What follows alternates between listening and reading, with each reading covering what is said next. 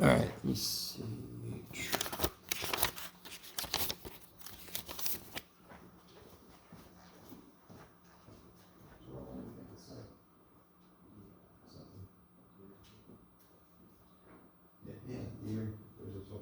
That works. Email me. I'll tell you where. Yeah. That'll also keep me on track as to how many people are coming. All right, guys. So there's no further questions from the test or homework. Let's kind of review section 9.5 real quick. We pretty much finished it. Let me just go back over some of it. Let's do 3 problems. Let's do an easy one, a medium one, and then a freaky one.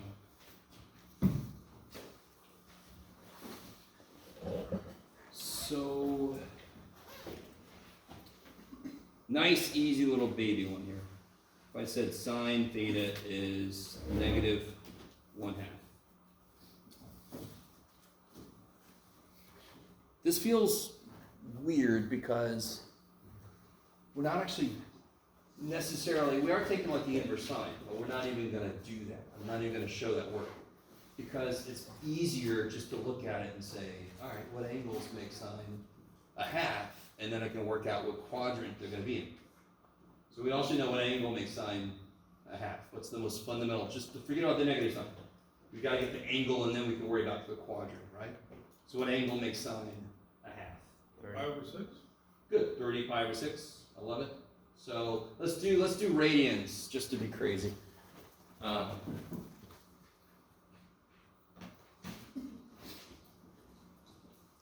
Now, pi/6 is a good reference angle, right? Because any reference angle of pi/6 is going to give me a sine in -1/2. And so, whole idea of reference angles.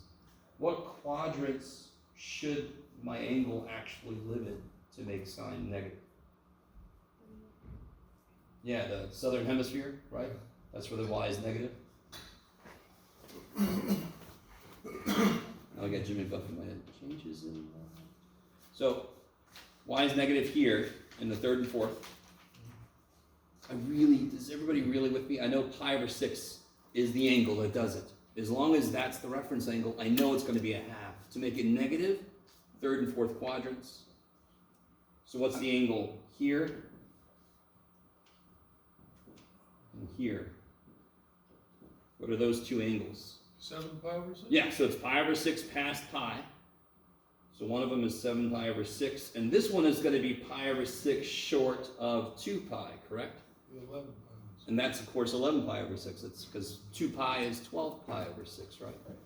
So that's the neat thing about 2 pi. It's 8 pi/4. It's 6 pi/6. It's, 12 pi/6. It's whatever you need in reference to your reference angle. So you can make the denominator the same. So it's 1/6 of a pi short of 2 full pi's.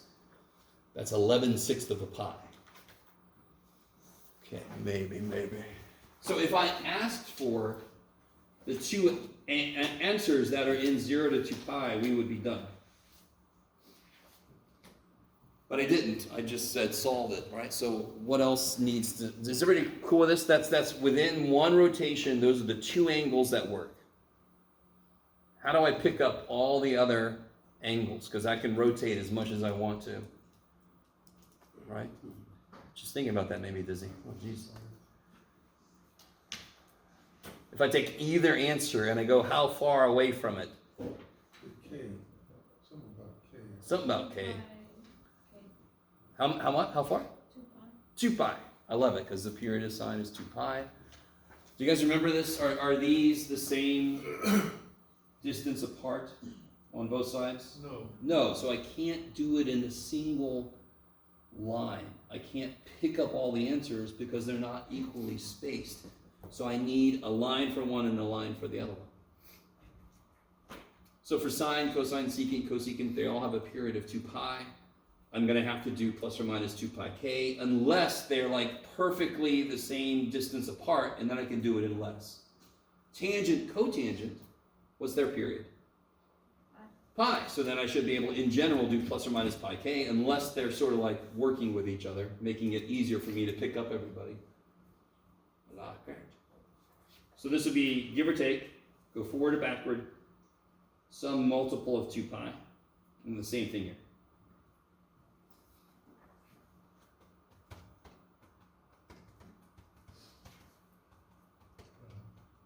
Cool.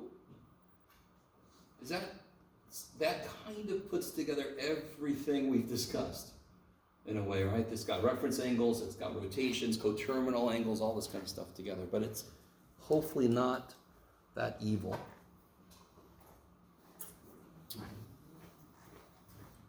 What if instead the problem would have said sine of 4 theta is negative 1/2? I would have very much the same work, except instead of solving for theta first, I have to solve for 4 theta. So I need you all to understand, I would do exactly the same stuff I did here. I would just put 4 theta is 7 pi over 6, 11 pi over 6.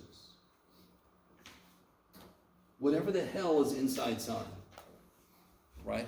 If I said sine of Jacob is negative 1/2, then either Jacob is 7 pi over 6 or Jacob is 11 pi over 6, right? Whatever the hell's inside, if it equals negative 1/2, I know what that thing has to be. 4 theta has to be one of those two things, right? As a base answer. And of course, then we have to do the same thing we did earlier.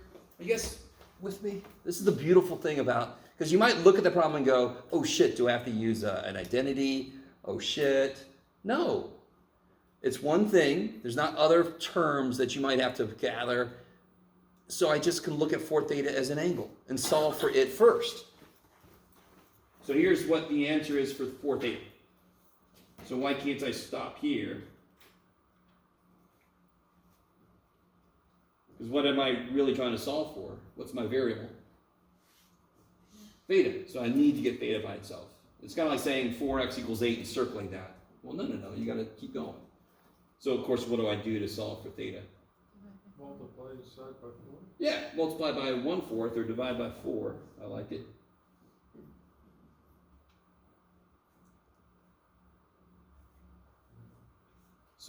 So I'll get theta equals, what's this piece?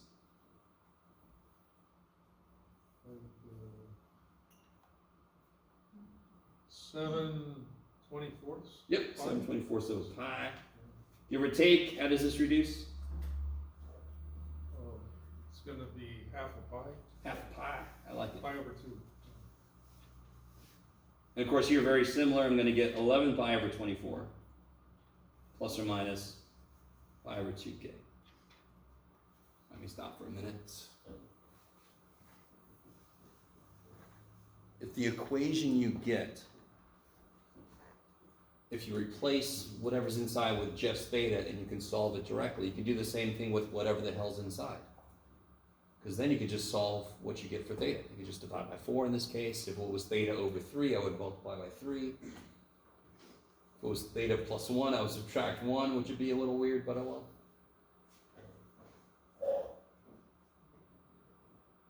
Okay. So let me ask you this. What are the answers to number 2 that live just in 0 to 2 pi?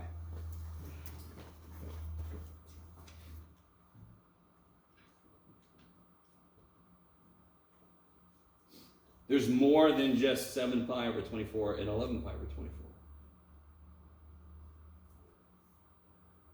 There's basically everything that's positive. Well, I mean, I'm going to stop when I get to 2 pi, correct? Right. So let's take this first guy. If k is 0, I'll get 7 pi over 24. If k is negative, I'm below this interval. Is that cool? Right. Because then that would be 12 pi over, I would go negative. So I'm not going to let k, I'm going to let k equal 0, so then I'm going to get 7 pi over 24. What if I let k equal 1? What's a smart thing I can do with this? Do you guys see, if I let k equal 0, I get this. What if k equals 1? What kind of sucks about letting k equal 1? Because then I have to do what? I have to add those together. So a really smart thing to do would be to rewrite this. How do I rewrite this as some 24ths? 12. All right, so if I let k equal 1, what do I get then? -5? 7 pi plus 12. So I'm not going to do the minus because that would take me below 0. Oh, it's my 19? 7 pi plus 12 pi is 19 pi over 24. Can somebody tell me what quadrant 19 pi over 24 is in? 19 pi over 24, what quadrant is it in? 4. No. 19 over 24, is it more or less than 1? 19 divided by 24, is that more or less than 1? 19 divided by 24. Less than 1, because 24 over 24 would be 1. So am I more or less than a full pi? Less, so I'm in quadrant 2. You guys see that? You could always figure out what quadrant you're in based on, are you more or less than a pi? Are you more or less than 2 pies? You can figure out where you are. Oh. So there might be more answers. Let me keep going. I don't know. Because I'm only in the freaking second quadrant. We got all kinds of room to get to here. So now if I add 2 of these, so add one more 12 pi over 24 and you get, add one more 12 pi over 24.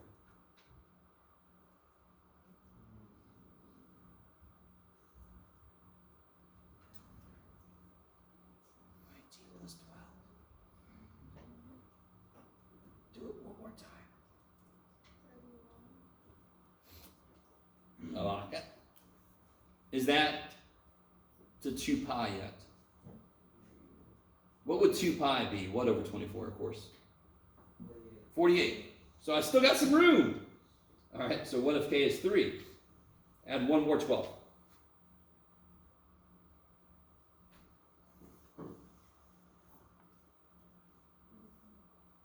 Yeah, 43 pi over 24. Is that okay? Am I still below 2 pi?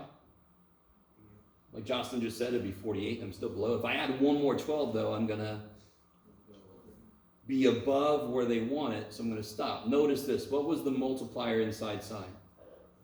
4. I used to just get one answer here. Now I got 4 answers. Yes? So if I do the same thing with this guy, I'm probably going to get 4 more answers. Yeah. So I would do exactly the same. I would start with 11 pi over 24. That's k equals 0. Then I would add 12 pi. That's 23 pi over 24. Add 12 pi, 35 pi over 24. Add 12 pi, 47 pi over 24. That's just below 2 pi. So Right. if that would have been 3 theta, I would have gotten, it was 4 theta, and I got 4 answers each. Where are we getting the 19? Here? Yeah. Oh, okay. What does this say to do? To find answers, don't I take 7 pi over 24 and add or subtract 12 pi over 24? Oh, okay. That's all I'm doing, is just keep adding 12 pi over 24. Until the next addition would take me above 2 pi. Do you see that?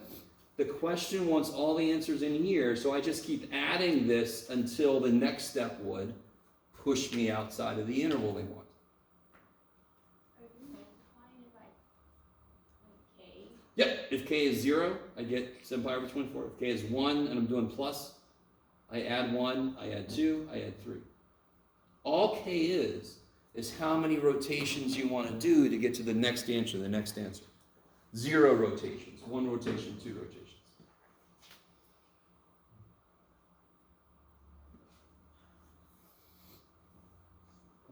So again, if there would have been a 5 instead of a 4, how many total answers? I would have gotten 8. I would have gotten, there would have been 5 instead of a 4 inside. I wouldn't have gotten 8 answers. I would have gotten, there's a 4 here, right? And I got 1, 2 base answers. For each of these, since there's a 4, it ended up with 4 each. If there was a 5, it'd be 5 each. I would have had 10 total answers. If there was a 28, I'm not going to do that. Maybe. So again, part of this is really nice because you need to understand what your answer means.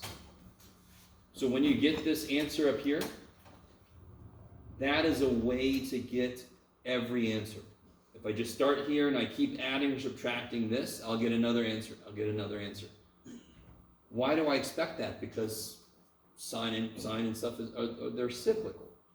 So of course I'm going to keep repeating the same answer over and over and over again. Okay, let me do this. Let's come back. Oh shit! I think I have. Oh, good. I can't see it. Turn back on. It's okay. I got the grades up here. Let me close those.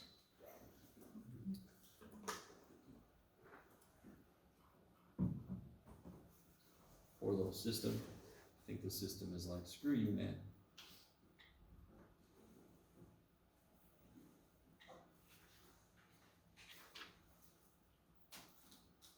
All right, we'll work with what we got. Desmos. And again, if we had enough computer labs, we might teach this entire class in Desmos, but we don't. So remember, I remind you guys, if I put in here sine 4 theta, you can do it, Jeff. I'll just put that. So there it is. Why does it look so squunched up?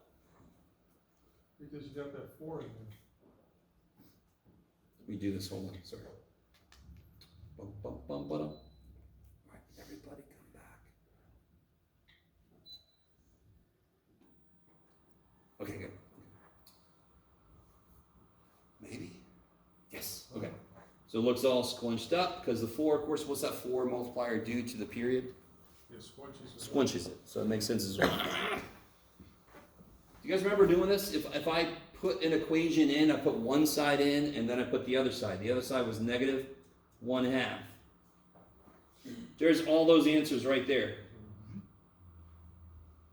So look, isn't, what's 2 pi roughly? What's pi roughly?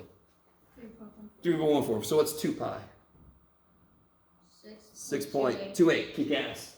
So from 0 to here, do you see I get 1, 2, 3, 4, 5, 6, 7, 8 answers? Because it got smushed. Do you see what I'm saying? So if I did sine 5x, it would get smushed a little more. More answers would fit before you get to 2 pi. Right. Okay, I like it. That's why that's happening. We know a multiplier in front of the variable inside of the trig function is going to smush it or stretch it. Right? So if I put a 1/2, then I'm going to get fewer answers, because that'll elongate it. So if I put a 1/2 in there,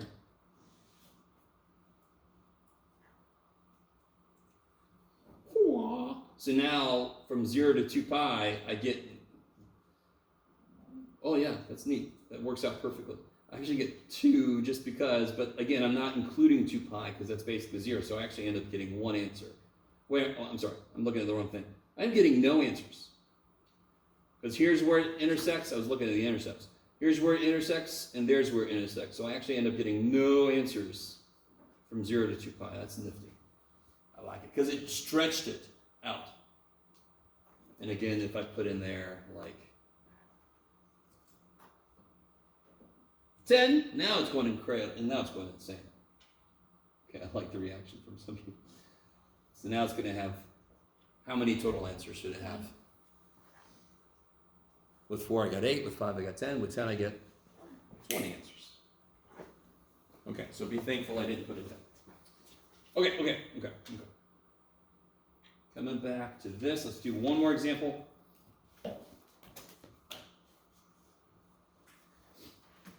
Oh, let's see. Yeah, okay. So what if I had tangent squared theta? What do you think? Yeah, sure. Let's not make this too freaky. Tangent squared equals 3.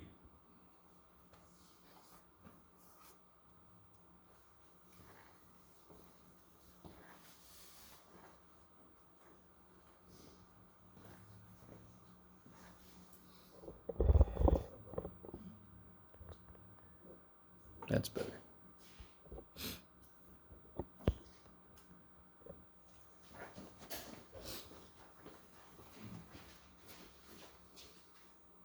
So what do you guys think? Solving any algebraic equation, if I saw my variable stuff squared, what would I do? Square root it. I love it.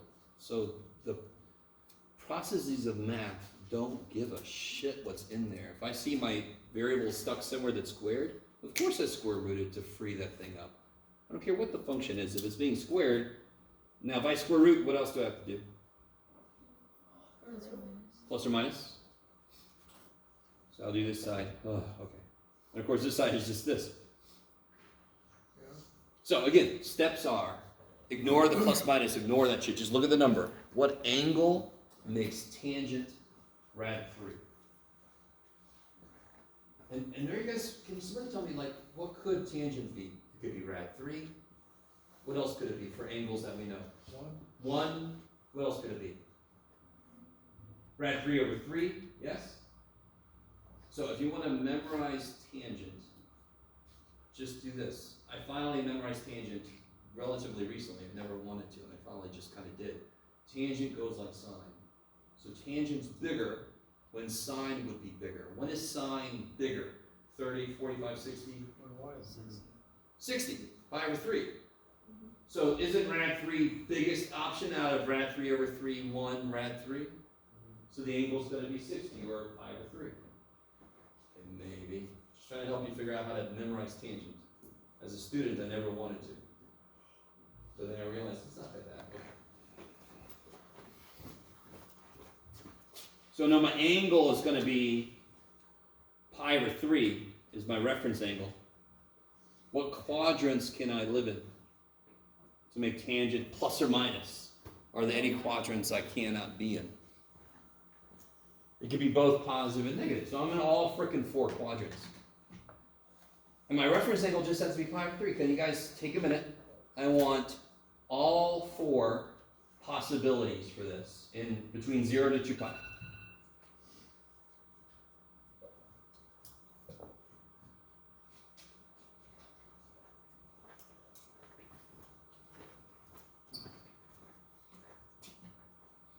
So I'll start us off. Here's a nice one. Pi over 3. Yay!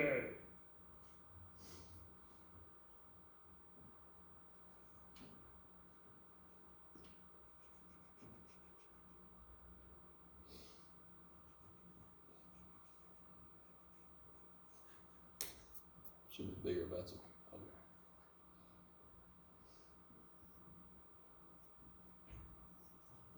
So what else you got? What's in the second quadrant there?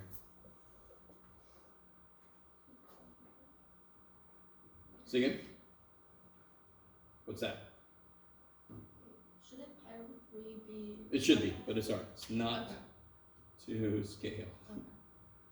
I wasn't thinking when I was doing it, and I was like, oh shit, should have been bigger. It doesn't matter. Okay.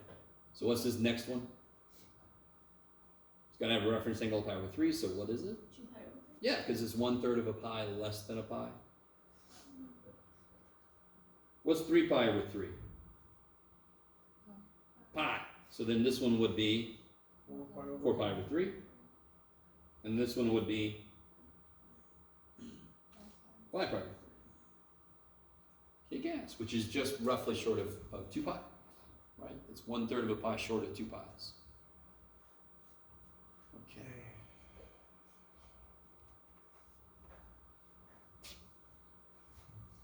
Maybe I'll bring in pi for the final. Talk about pi. Now, do I need 4 freaking lines to capture all the possible answers? Do I need pi over 3 plus or minus pi k, 2 pi over blah blah pi?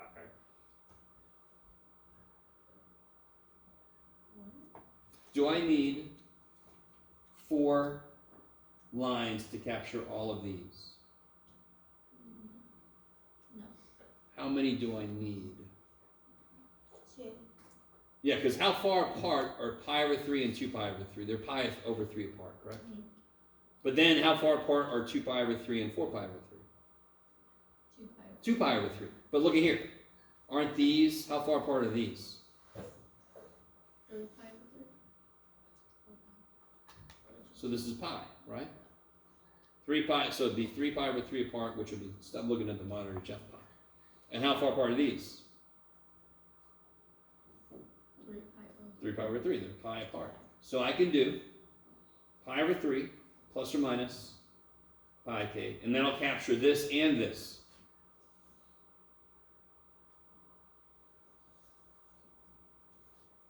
And then I'll keep going around forever.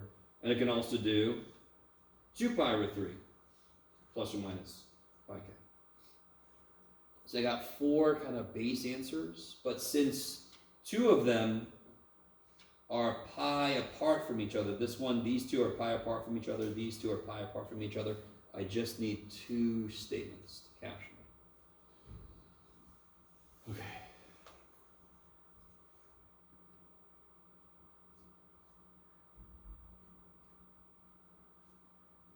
So in the homework, you can see both. You can see either they're going to ask you just for the answers from 0 to 2 pi, so you don't need the plus or minus 2 pi or pi k, or they're going to ask you for all the solutions, and that's when you need the plus or minus stuff, right, to capture all the answers. Why does it have to be between 0 and pi?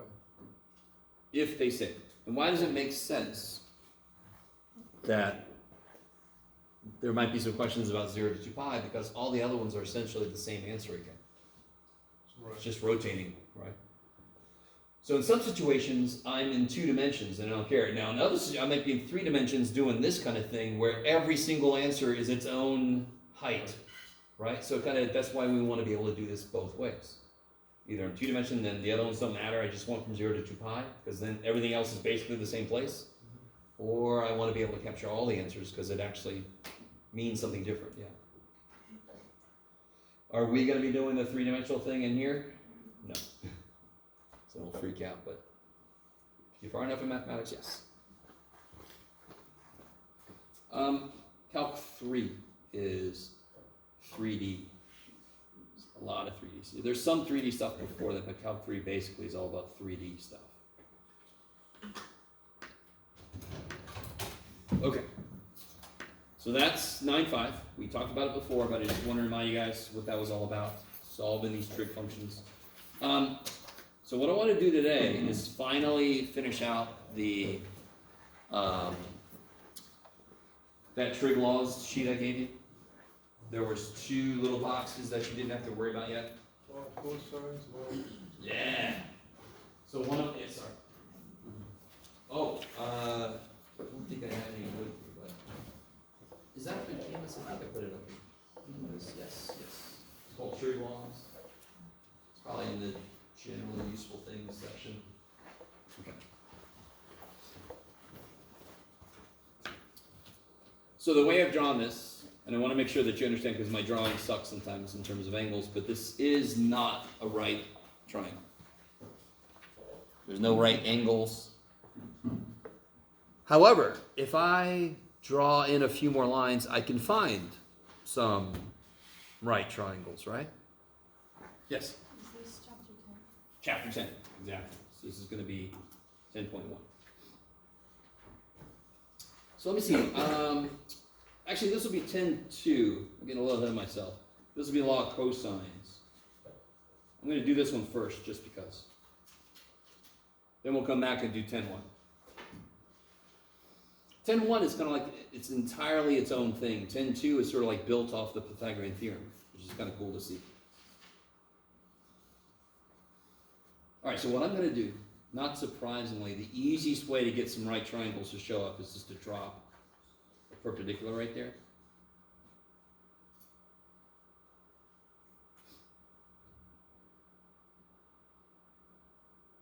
How many right triangles did I just make? one. I mean, one tiny one and one big one. You see that? Yeah. Let's focus on the tiny dude. This whole thing, let me call it x. That kind of makes sense. Whatever this is, it's some value on the x-axis, so I'm going to call this length x. So incredibly enough, I'm going to call this length. Why? No way. Jeez. Yes.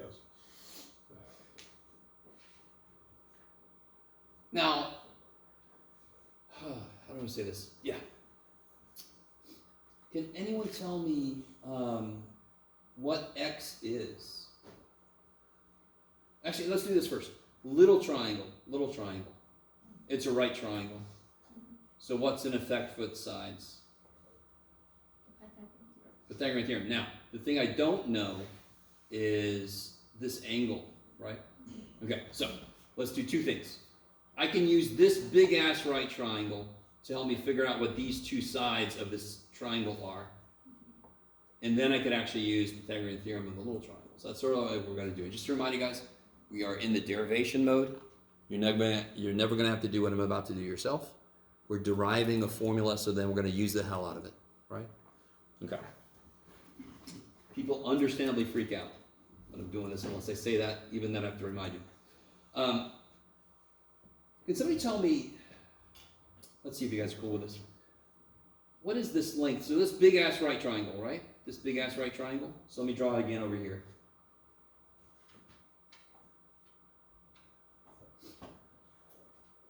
What is y in terms of b and theta? What trig function relates those three things? Theta, y, and b. Sine. So isn't sine theta equal to what? Y over b. So isn't y equal to b sine theta? Is that cool? So what's x going to be equal to?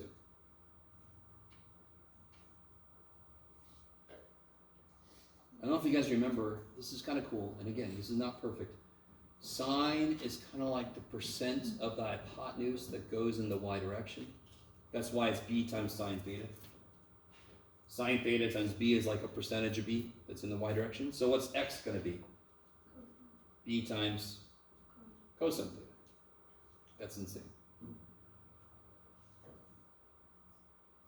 So if this whole thing, this whole side is b cosine theta, don't look at the monitor, Jeff. There you go. How long is this side?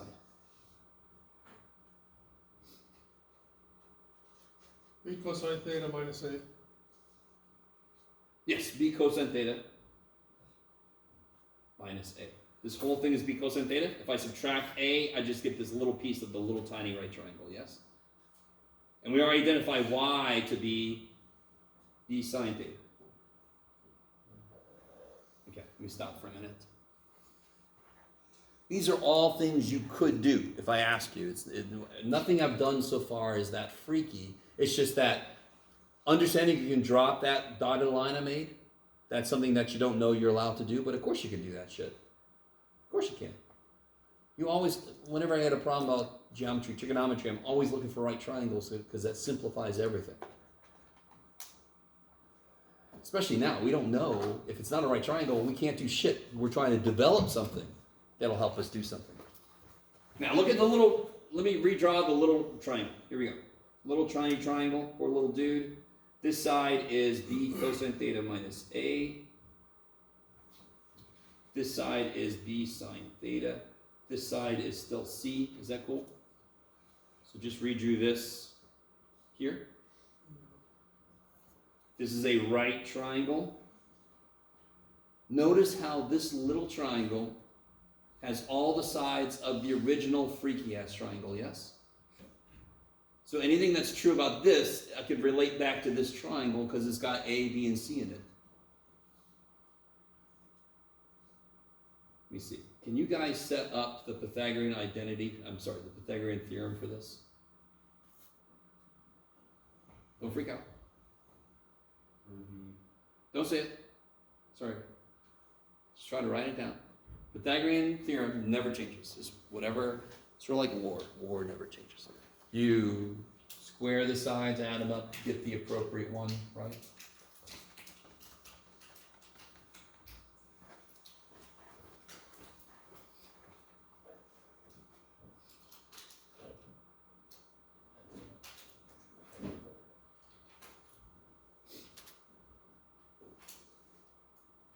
Sometimes I think students think they're supposed to do more than they need to. But just to write the theorem down, whatever the shit this side is, I'm just going to square it. So I'm going to write this. Whatever this side is, I'm going to square it. And then if I add them together, I should get the hypotenuse squared. Yep. Kick ass. All right. Do as much as you can with that. I'll stand up here and just look at you.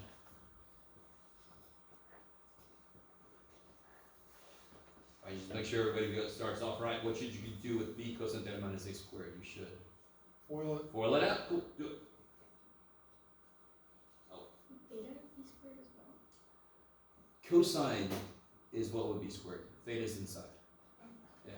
So like if I did square root of 4 squared, the square would die, the 4 wouldn't get squared also. So yeah.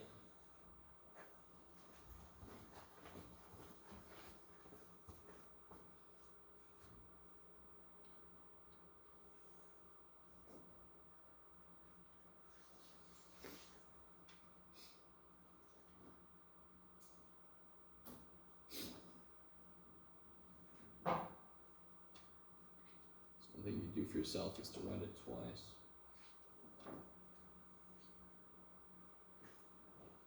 So what do you get?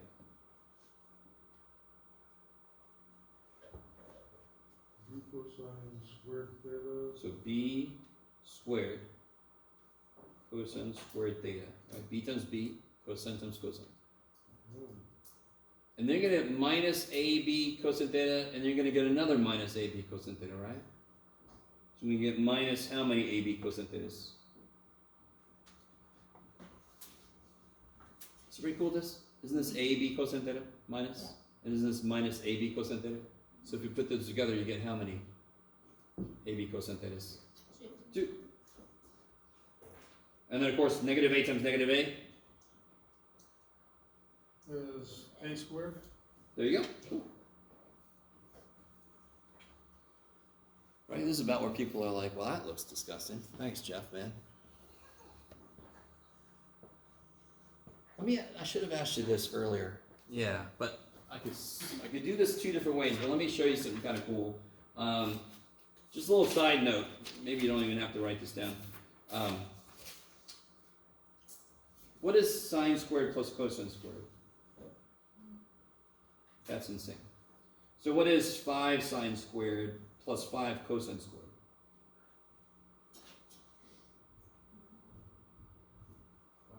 5. Because it would be 5 times sine squared plus cosine squared. 5 times 1, it'd be 5. You with me? So what is w sine squared plus w cosine squared?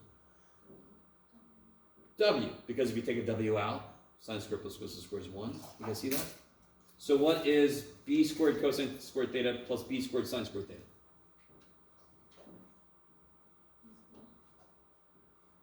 B squared. And I'm going to put the a squared in front.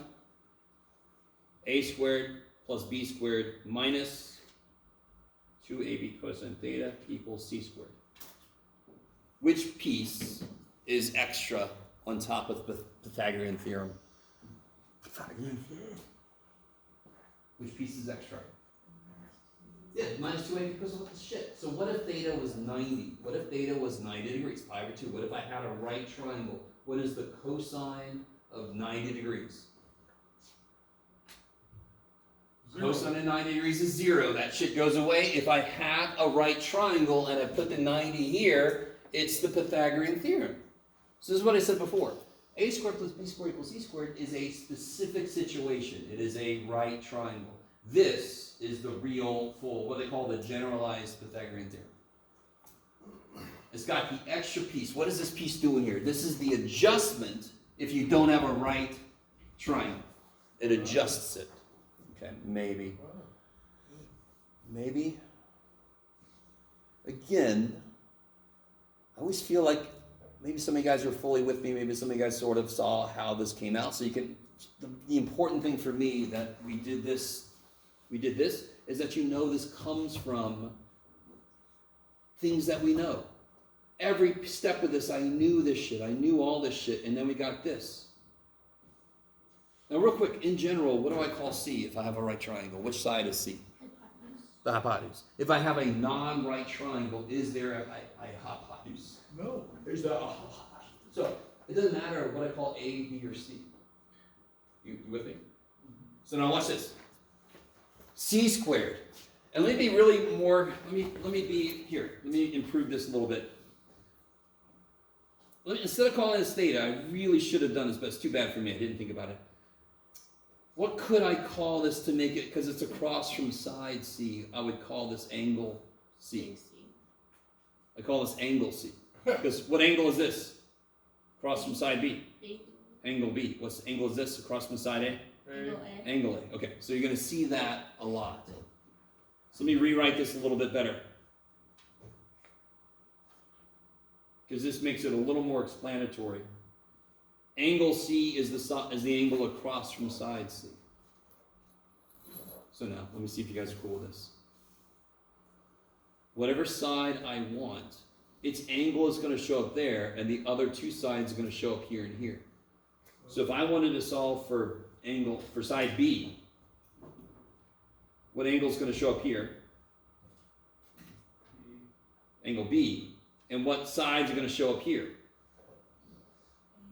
A and C. So this would be a squared plus c squared minus 2ac cosine b. And then of course you could have b squared plus c squared minus 2bc cosine a equals a squared. So you can, however, whatever the shit they call b, c, and a, the form of the thing doesn't change. It's still this. So there are kind of like three formulas, because again, remember, cosine's an asshole. But they're all the same thing. They all say the same thing. I don't know if you guys are really with me. So let's do this. Let's do a concrete frickin' example of how to use this formula. So the first kind of place we're going to use this for, I'm sorry, did everybody get that? I might have went too quickly.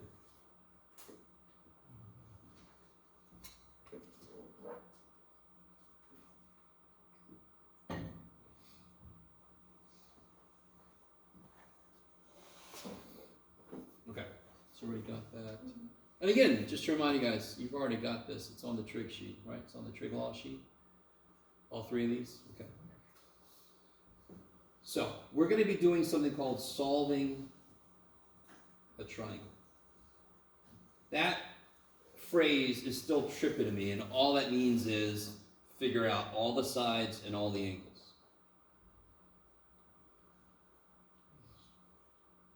So let's say I gave us a triangle, let's say it's 3, 2, and what makes sense, Jeff? 4. Let's see if this works. I could have just made an imaginary triangle. I don't think so. I think it'll work. Let me see if you guys understand this. Y'all notice how I had to stop for a minute and think about the 4? 3 and 2, if I made them straight out from each other, how long is this? 3, 2, 5. So if I want a triangle to exist, the side, because this is no triangle. If I have one side and then the other side going in a straight line, I can't make a freaking triangle out of that. Does that make sense? I have to have a kink, because then I can connect my elbows. Yes? So if I want it to actually exist, this side has to be less than 5. Because this would make it 5. The minute I do this, are my elbows getting closer? So now it's going to be less than 5. So I had to pick a number less than 5. And I did. Look at me go. So why is this triangle not solved? I got all the sides. You don't have the angles? I don't know what the shit the angles are. Right? Some of you guys are like, I'm cool with that. Too bad. No, you're not, because you have to know. So so again, they didn't give me any variables. So we're allowed to call in whatever the shit we want to. We should probably stick with A, B, and C, just because that goes along with the formula. What do you guys want to call A? 3? Okay, that's A. What's B? 2. 2? Sure. And what's C? The last one, Jeff. Okay, I'm with. Just make sure we're on the same track. So again, did it matter which one I called what? No. Of course not. So what angle is this then? Based on what we chose. What angle is this? B. What angle is this? C. And what angle is that? The last one, Jeff. Okay. So which angle do you guys want to solve for first? Say again, sorry? B? Okay, let's do B. 11. So I want to solve for angle B. So I need angle B to show up. So what's going to be on this side? See if you guys remember. There's angle B. This is going to be. And again, you can look at your formulas, It's gonna right? be B squared. B squared, I love it, because whatever angle this is, that's the side. And then what's going to show up over here? What? Yeah, This is the A. it'll be the other two. A squared plus C squared minus 2AC. Yeah. Oh, to be really honest, you could just pick any of the three that are on the sheet, but whatever angle is here, the associated side goes there, and whatever two sides you haven't used yet go here, here, here, here. Okay. It's kind of awesome. That's how every single version of this works. By the way, let me point something out. Side A, side B, side A, side C, angle B. Where is angle B in relation to side A and side C? Where is it? How would you tell me where B is in relation to side A and side C?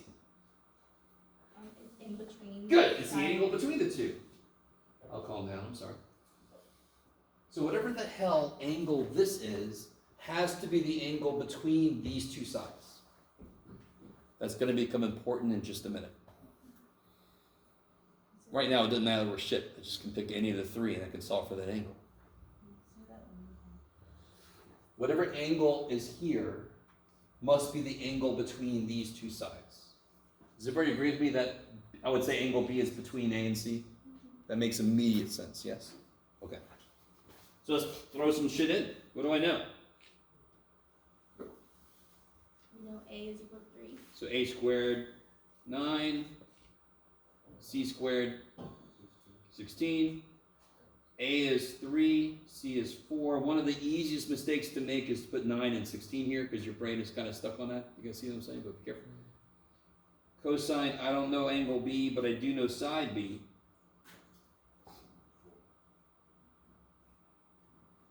And now I just gotta solve this.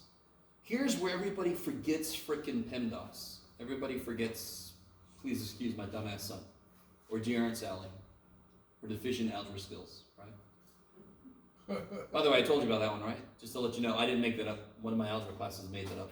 And they were all excited to tell me. And I'm like, okay, whatever works. Please excuse my deficient algebra skills, yes. So, 9 and 16 is 25. 2 times 3 times 4 is? 24. Can I do 25 minus 24? No. Of course not, right? Because I don't see a 25 minus 24 anywhere in there. I see a 25 minus 24 cosine B's. Not like terms. But so many people just say 1 here, and that really makes everything weird. You're going to get an angle that doesn't exist. So how do I solve for cosine B then? Just move it to the other side. Move what? Cosine, cosine 4. Hmm? Just input the cosines. Subtract 25 from the left side, add it to the right. Yeah, get this by itself, so move the shit that's not that. And then divide by negative 24.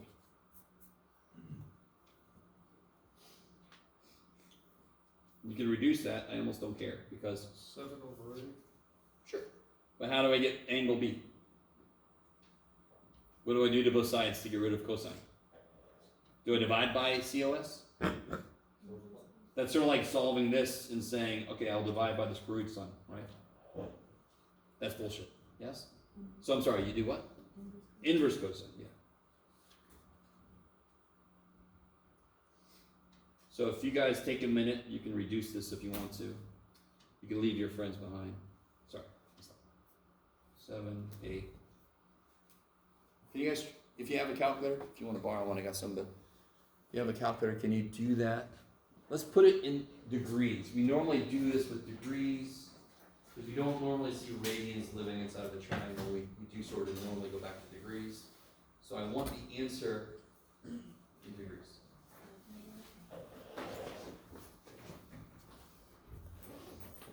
Yeah.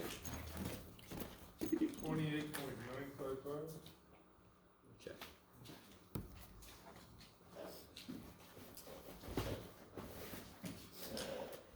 Let's see. So let's see, mode, degrees, inverse cosine 7 divided by 8. Yeah! Kick ass. It's normally a good idea to take these out to 3 places, 28.955.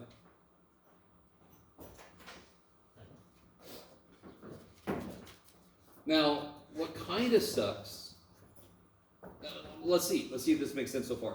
Would you say in a triangle, is this a relatively small angle? Yeah, because the angles can go up to like almost 180 degrees, yes? So that's a relatively small angle. Why does that make sense? Because angle B is across from the smallest side. So its mouth should open the least. So if I would have gotten 110 degrees for that, that would make no sense because his mouth should open, this little tiny stick is in there. It's not, oh, this, right? So you can kind of make visual sense of your answer. Which angle should be the biggest, of course? C. C.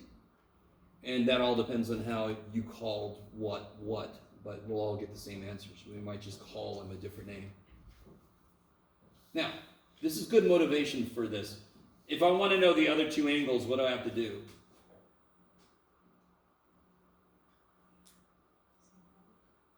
I have to do this again. So I want, go ahead and figure out, let's see, let's all solve for the next angle. Which angle do you want to solve for now? C. Angle C. Okay, everybody solve for angle C. Go. Let me see. I don't think I do.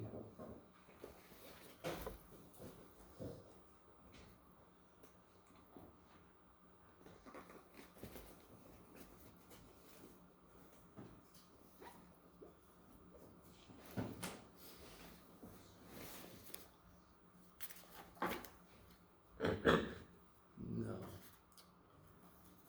Nope. Okay.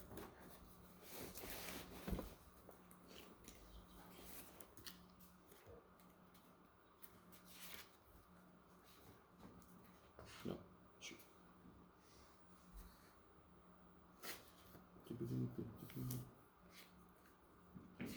Yep.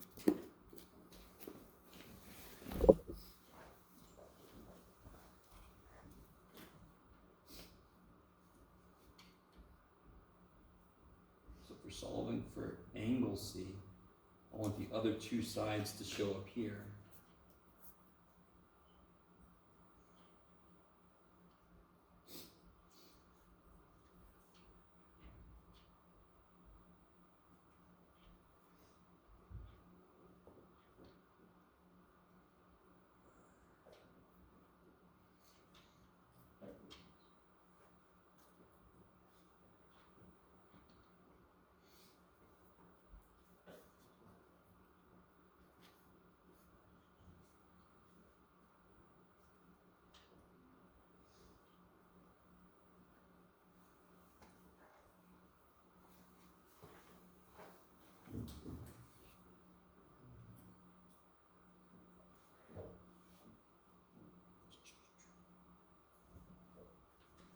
Of course, what kind of sucks is that, you know, capital A looks very different from lowercase a, but capital C looks like frickin' lowercase c.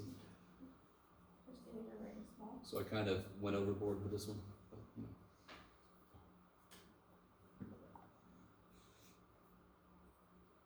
Is everybody with this here? Is that cool? And then, of course, so you subtract this number, then you divide by this multiplier, and I get there. Why is it okay that's negative? Where is cosine negative? 2 and 3. Where's cosine negative that actually inverse cosine can give me? Where's inverse cosine? Cosine likes x, so where's inverse cosine live between what angles? 0 and pi. So this is one thing cosine's got going for it. This is why cosine is not a complete and utter asshole. Inverse cosine, which actually makes sense because inverse cosine is like parallel universe cosine, which is a nice guy. So 0 to pi, that's all the possibilities for the triangle. It's gotta be- Inverse sine is going to have some issues because it only goes up to 90 degrees. And of course, angles can be bigger than 90, and that sort of sucks. That leads to some issues. So if I do inverse cosine here, I should get something that's in the Second floor. second quadrant, which makes sense because again, which angle should be the biggest? C should be the biggest. Angle C should be the biggest. It's going to end up being a little bigger than 90 The degrees. biggest stick in his mouth. Big old stick. Quarter staff. Yeah. So what do you guys get for that? I got 75.52. Did you put a negative on the 1/4? Oh, no. No. Okay. 104.477. Yeah, 104 point blah blah blah. So let's see, 104.478. All right, get around that sucker. And again, that makes sense in the fact that angle C should be the biggest. It's got the widest mouth. It's got the biggest stick in its mouth. I don't know if you guys like that. I always think about the Rancor from Star Wars. Now, do I have to do all of that again? No. Of course I don't, because angle A is going to have to be what? Whatever the angle makes this 180 total, yeah? So angle A, I could just do 180 minus angle C and angle B. So if I add those together and subtract it from 180, bless you, I'll get what angle A should be.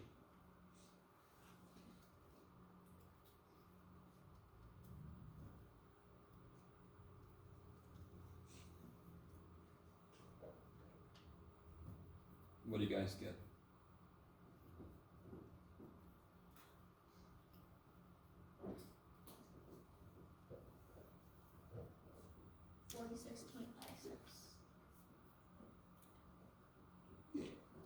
Cool. All right.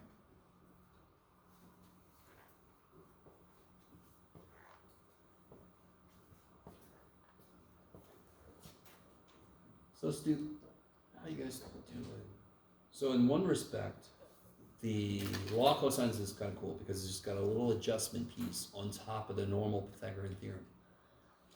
Using it is pretty straightforward. You just got to remember PEMDAS. Okay.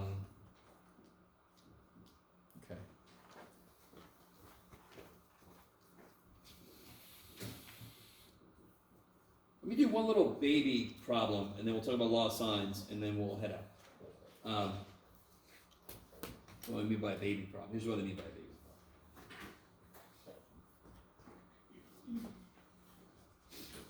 problem.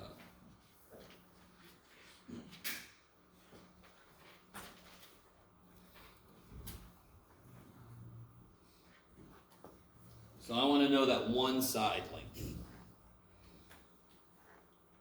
So just to kind of say this, there are situations that law of cosines cannot handle. So if I only know one side length, real quick, if you look back at the law of cosines, if I only know one side length, do you see how anything I try to choose is going to have two unknowns? And I can't, oh, too bad for me, I can't do shit. So that's one reason, this isn't why, but this is why it's nice that law of sines exists. Because whatever triangle law of cosines cannot handle, law of sines can, and vice versa. So they kind of like complete each other. So one quick way, and I'm not going to suddenly bring this back. Let me see if this brings back any horrible traumatic memories. Side, angle, side. Okay, yeah, that's the reaction I expected. Who gives a shit? Law of cosines will only work. 10.1, Sorry? Is this 10.1? This is actually 10.2. 10.1 is law of sines. So I'm kind of doing them in reverse, which I think works better. Let me say this again. Law of cosines can only work if I have all three sides, or if I have two sides and the corresponding angle, the angle between. So do I have two sides and the corresponding in-between angle? Yes. Yes, so law of cosines would work. Now you get to pick what to call everything. What do you want to call 11? 13? Crazy sauce. So this will be C. And of course this is angle C.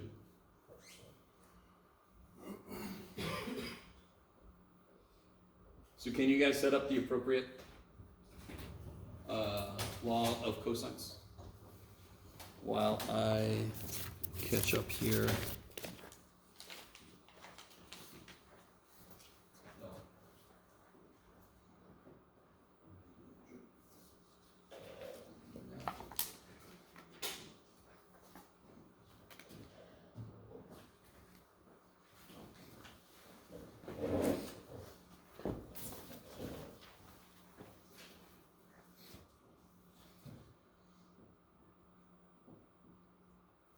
Again, for right now, you've got the green sheet to reference. Eventually, this is going to have to be something you memorize.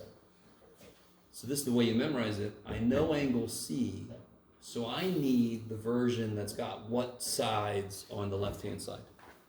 A and B. A and B.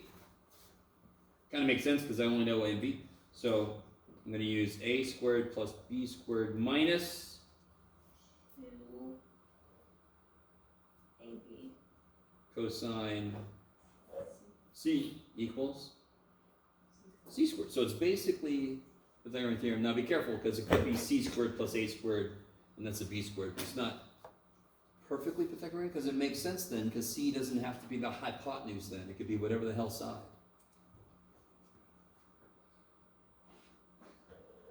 And then you just throw stuff in.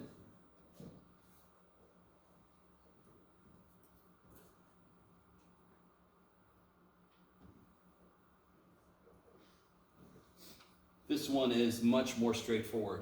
Yes? This one's basically already solved for C. I just have to take a square root at the end. So you can throw all that shit into your calculator directly because your calculator understands order of operations.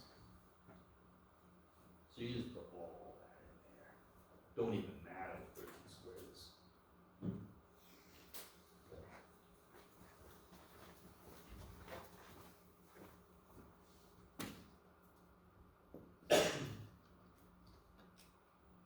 I'm gonna put in there 11 square plus 13 square minus 2 times 11 times 13 times cosine of 43.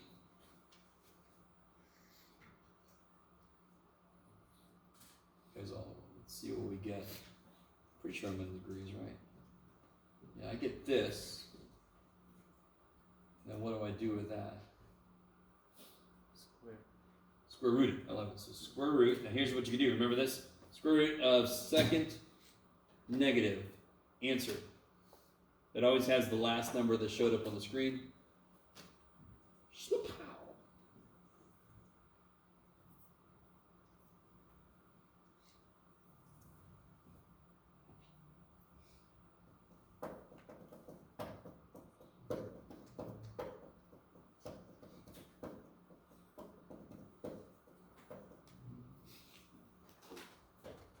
Okay.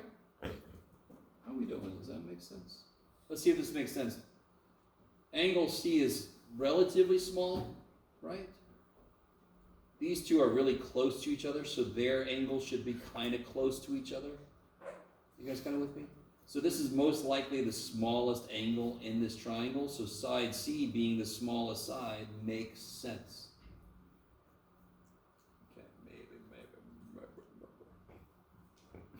There's no way C could be bigger than these two because then that would mean this is the biggest angle and it obviously can't be the biggest angle. Okay. All right. So that's law of cosines. Law of cosines is kind of nice, to be honest, which is different for cosine. Let's talk about law signs for a little bit. And then we'll head out a little early. Let's see. I'm going to derive the law signs. I'm going to do it. As I'm doing it, I'm realizing I haven't done it in a while, so let's see how this goes. I'm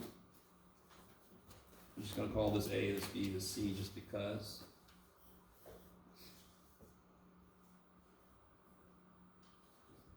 So it's the same kind of triangle I use for law of cosines. It doesn't matter what the triangle is shaped like. You see, if I do it like this, then it looks sort of like that triangle I used in law of cosines. It's the same kind of triangle. I just like to draw it like this, makes it a little easier to work with. If I drop down a height, I make two right triangles, yes? Yep. Okay. So this is going to be angle what? A. That's correct. Okay. So looking at this little right triangle, what is the sine of B?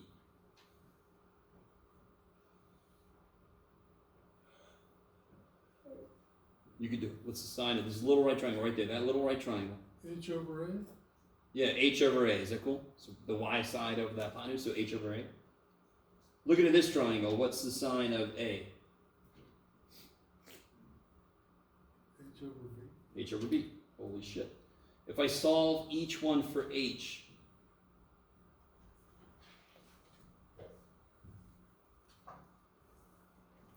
what must be true about A sine B and B sine A? They both equal H, correct? Yeah. So what must be true about A sine B and B sine A? They equal each other. They have to equal each other. And then look what I could do. Look what I could do. I'm going to divide by side B.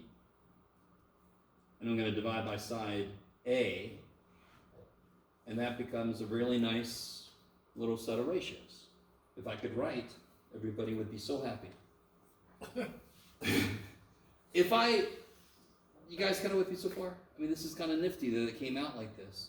And if I do it again and I drop another one, if I turn this around and I do it again, I can get side C involved, and it just becomes this weird, we've never seen something like this before. This is not an equation, this is a definition. This is a relationship. There's two equal signs in a row. There never should be if it's an equation, and it's not. It's a relationship. So all of these ratios must equal each other. That is nifty. So, here's an example of a problem. That's the law of science. That's all there is to it. I love law of science. It's just a quick little flip. Law of science, nice. One single thing, not three different things. So, if I have a triangle, this could go horribly wrong. Let's see what I can do here. Wait, I have an example of one that works. If I just make one up out of the blue, it more than likely would be really gross. Okay, here we go.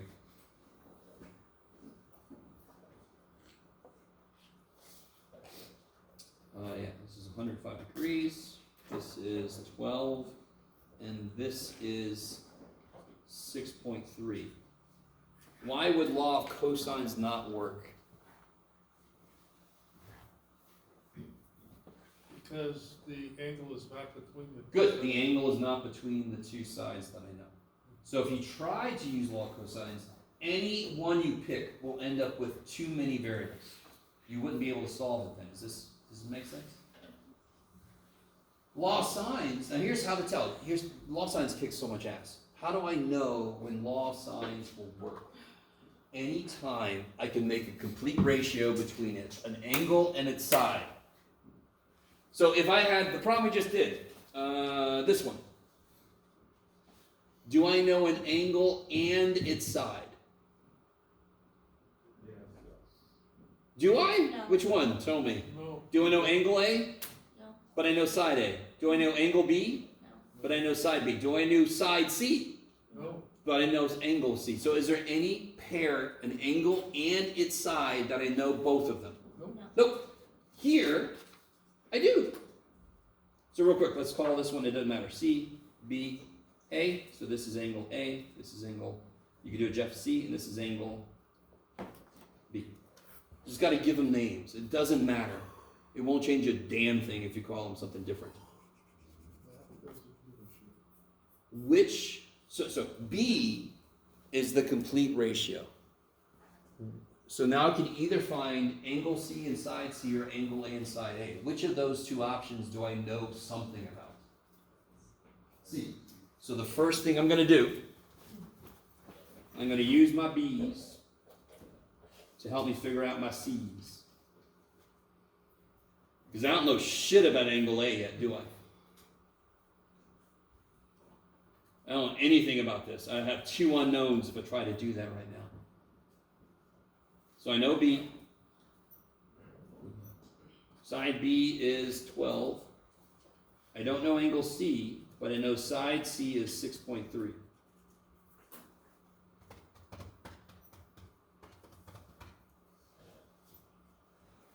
Just to cut to the chase a bit, I want to solve for angle C.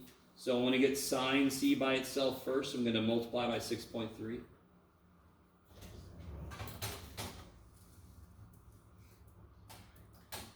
And then what do I do to get C by itself? What do I have to do to kill this?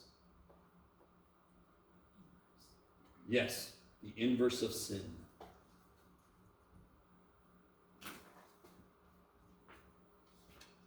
Die. So then angle C, I can just plug all this shit in there. There's no reason in the world to put this stuff in there by itself and get this weird ass decimal. No reason. I just shove all the shit in the inverse sine.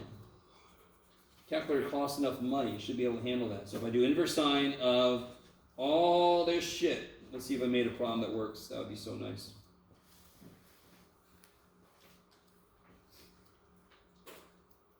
Shabam! Yay! So then I know angle C is 30.472 degrees.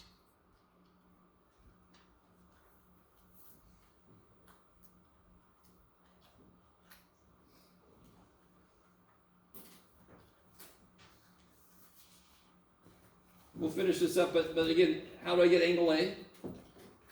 Can I just do the same we did before, 180 minus these two? Sure. And then how do I get side A? I could just set up one of these with the A's in it, right? Okay. Law of signs, kind of nice, but we'll see. Law of signs actually sucks in a big way. We'll see next time why it sucks in a big way. So far, not to know. Okay. Oh, yeah. Oh, no.